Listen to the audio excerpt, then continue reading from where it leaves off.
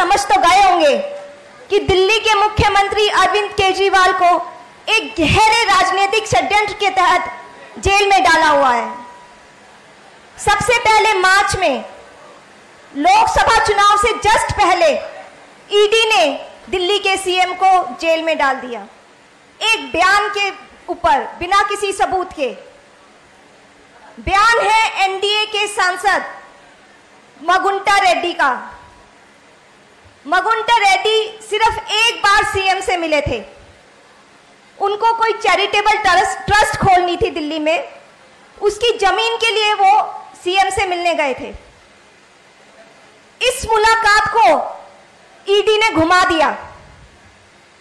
ED ने उनके बेटे, सांसद के बेटे को जेल में डाल दिया, 5 महीने तक जेल में रखा। इस बीच उनकी मम्मी, माताजी बीमार हो गई। उनकी पत्नी ने आत्महत्या की कोशिश की। अब ईडी ने उनसे कहा, आप अरविंद केजरीवाल पर इल्जाम लगाओ, उन्होंने आपसे 100 करोड़ रुपए मांगे थे। डील हो गई दोनों में, झूठा बयान बन गया और अरविंद केजरीवाल को अरेस्ट कर लिया ईडी ने। ईडी ऐसा क्यों करती?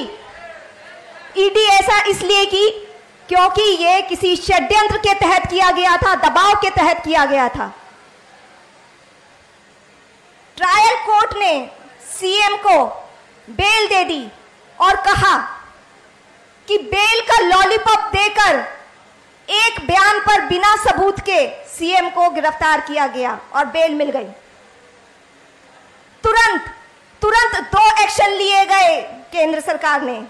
पहला, ईडी अपने वकील के भाई के कोर्ट में, अब भाई तो भाई का ही साथ देगा, अपने भाई के वकील के कोर्ट में जाकर इस बेल पर स्टे ले आई। दूसरा, सीबीआई ने इन्हीं सांसद के बयान पर सीएम को गिरफ्तार कर लिया।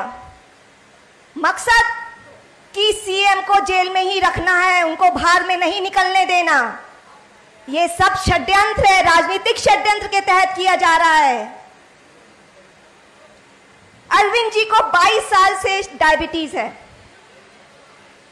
वो इंसुलिन लेते हैं अपनी हाई शुगर कंट्रोल करने के लिए। जब जेल गए तो उनको इंसुलिन नहीं दी गई।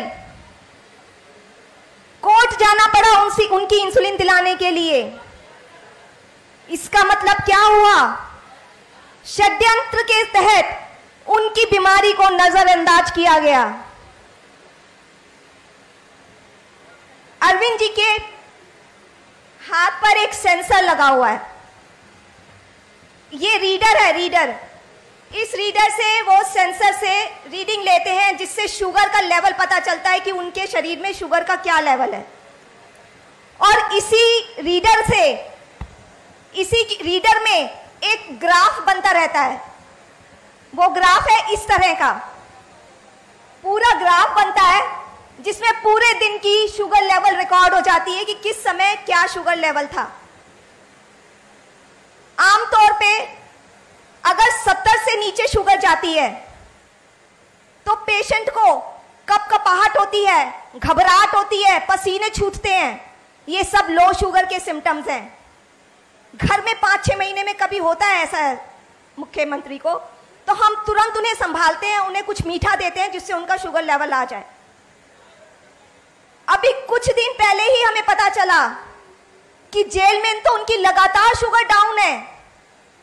5 बारी 50 से नीचे गई है रात में सोते हुए।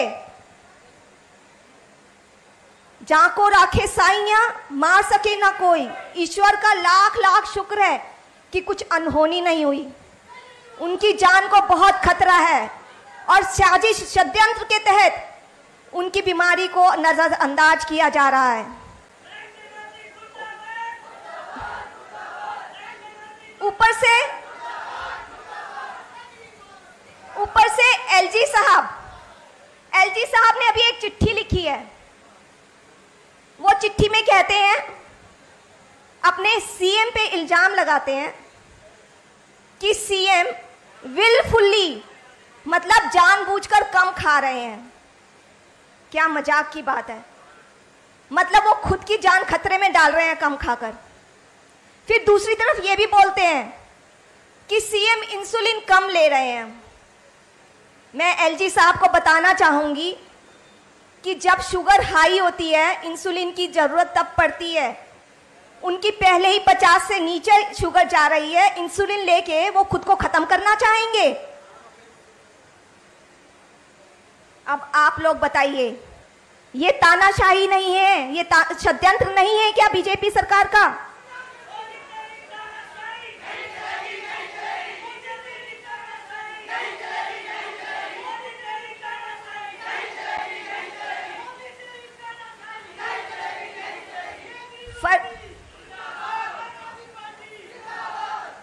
फर्जी केस, सेहत के साथ खिलवाड़ और एक जनता के चुने हुए मुख्यमंत्री को बदनाम करने की कोशिश कर रही है ये सरकार। इनका सिर्फ और सिर्फ एक ही मतलब है, एक ही मकसद है कि कैसे दिल्ली के कामों को रोकना है। क्योंकि मुख्यमंत्री किसी ना किसी तरह से दिल्ली के लोगों का काम नहीं रुकवाते। वो लड़ाई कर करके सब काम करवाते हैं दिल्ली के लोगों का। भाजपा की राजनीति, भाजपा के 7 सांसद दिए दिल्ली के लोगों ने। आप उनसे पूछिए दिल्ली के लिए इन भाजपा के सांसदों ने क्या काम किया है। इन लोगों की सिर्फ एक ही राजनीति है, नफरत की और काम को रोकने की। लेकिन आपके मुख्यमंत्री, दिल्ली के मुख्यमंत्री इन सब बातों से नहीं डरने वाले। वो दिल्ली के लोगों के लिए, वो सभी लोगों के लिए संघर्ष करेंगे। मैं 30 साल से उनके साथ हूं। मुझे पता है उनमें सेवा का कितना जज्बा है और मैं आशा करती हूं कि आप सब भी उनका साथ देंगे।